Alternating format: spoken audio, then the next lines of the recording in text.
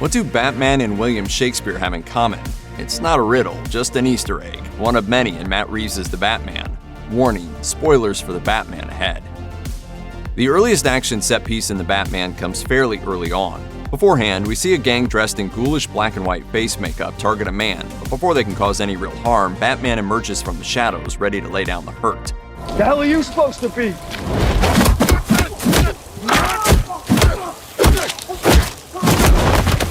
The gang members never provide a name for themselves, and it's possible they only wore the face makeup because it was Halloween, but it's hard not to see a few influences on the aesthetic.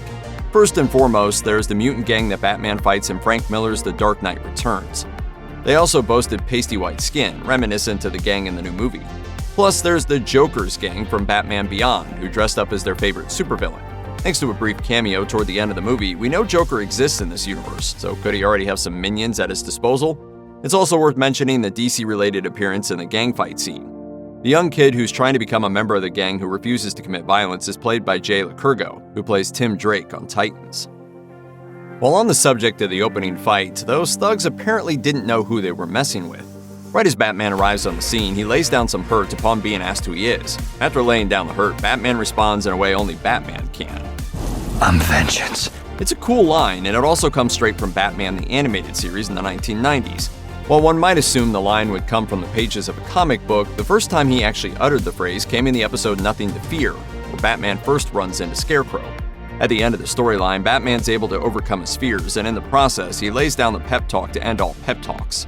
I am vengeance. I am the night. I am Batman! Robert Pattinson's Batman may stop at the first third, but it's chilling to hear him say it nonetheless. There's a lot happening during the explosive car chase between Batman and Penguin. With so much going on, you'd be forgiven if you missed a quick shout out to one of the most influential parties of the Dark Knight mythos. At one point during the chase, you can see a street sign directing traffic to go somewhere called Robinson Bridge. This is more than likely a reference to Jerry Robinson.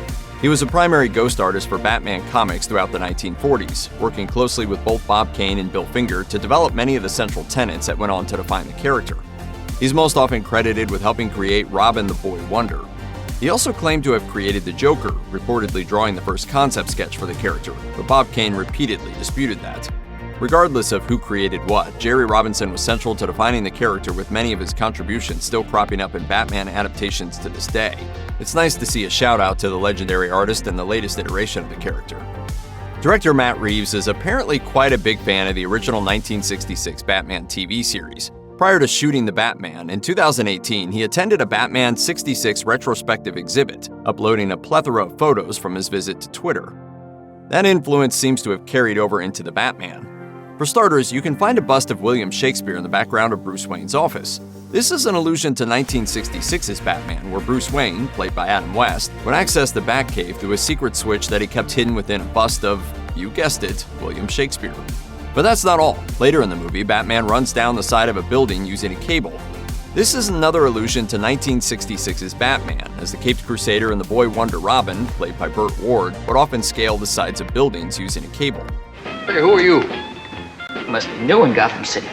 Check out one of our newest videos right here. Plus, even more Looper videos about your favorite movies and TV shows are coming soon. Subscribe to our YouTube channel and hit the bell so you don't miss a single one.